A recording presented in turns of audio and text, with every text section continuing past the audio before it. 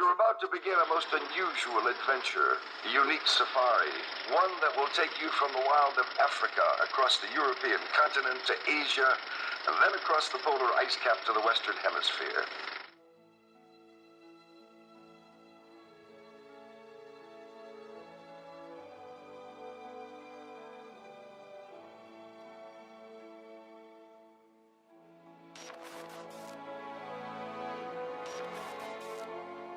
As you drive along the miles of Safari Trail, you'll be in another world, a world in which distance and time are compressed into one unforgettable experience, a place where more than 1,500 animals and birds from all corners of this earth can live and grow and reproduce and prosper.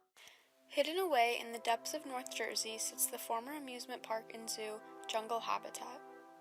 Today, Jungle Habitat is a shell of its former self, but in the 1970s it was a thriving park.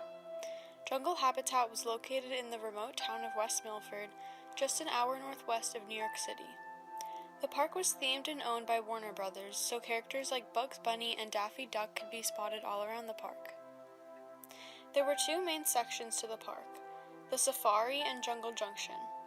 The Safari was a drive-through tour of animals. All of the animals could run up to your car, no fences separating them. It seems like something out of Jurassic Park.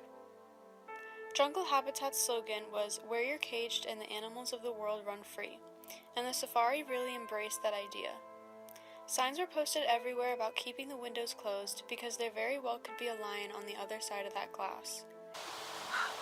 Basically, I handled money, so I was a cashier at different locations.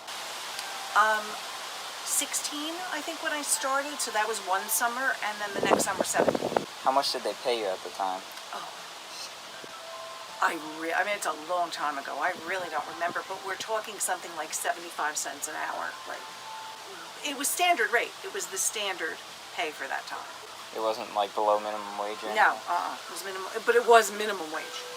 The otters used to get out all the time. And one day there'd be 4, the next day there'd be 2, then there'd be 3, then there'd be 4. They were able to get out of the enclosure pretty much whenever they wanted, even though they were supposed to be, stay in.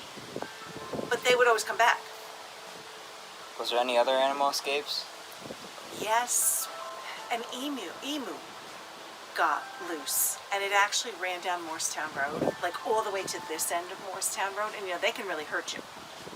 And the police were trying to keep people away from it, but the police couldn't get it either without harming it, so the Jungle Habitat people were out trying to get it. When the park first opened, where I lived, was closer to the park. It wasn't really close to the park, but it was basically woods between my house and Jungle Habitat. There were no other houses, there was nothing there if you went straight back. We could sit on our deck at night and lions roar at sunset. And it sounds like a joke or something, but you could sit on the deck at night, and before they roar they do this hump sound, and you could hear them going hump, hump, hump, and then they would roar, and they would do it every night at sunset. So, I don't know how many people in New Jersey can say that they heard the lions roar at sunset, but we could hear them roar at sunset. When were they open and closed? I want to say it was maybe the beginning of May until October. I was a student, so I only worked the summer months. But it had a longer period than I could work. And after the season closed, they actually had to move a lot of the animals out of West Milford. Not all of them, but I remember in particular the giraffes had to be moved out because they couldn't take the weather. I don't know what they did with the dolphins, because they did have an aquatic thing. The dolphins were I had to see the dolphins all the time because that's where the fish were. So when I was feeding the otters, I had to get it there, and the dolphins were really if you walked in, they would swim right up to you and start talking. Did you ever feel unsafe around any of the animals? I never got close to the animals that weren't safe. You know what I mean? Like, they were all on the equivalent of the savannah. They were all on the car ride part of it. When I worked, I wasn't in that part of it. I was in the part that you walked through. Oh, I know something else that's really interesting. They had baboons, and again, baboons can be dangerous. They live in family units and things like that.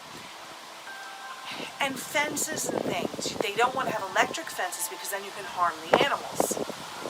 But how do you keep them in? They used huskies. The baboons were petrified of huskies, of the dogs, and so they had huskies at the entrance and the exits to those areas. And the huskies, if they barked and they, did their thing, the baboons would go back in to the park. So that's what they used to keep them out of the area. It worked while I was there. I don't know how safe that really was, but it worked while I was there.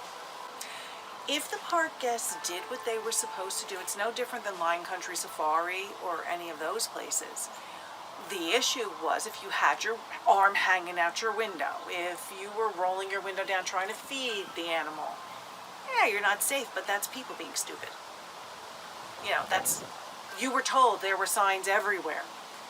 Do not roll down your windows. Do not feed the animals. Do not, there's always the idiot that's going to try and do it. Jungle Habitat was not a small-scale operation. Jungle Habitat had its fair share of incidents over its short running.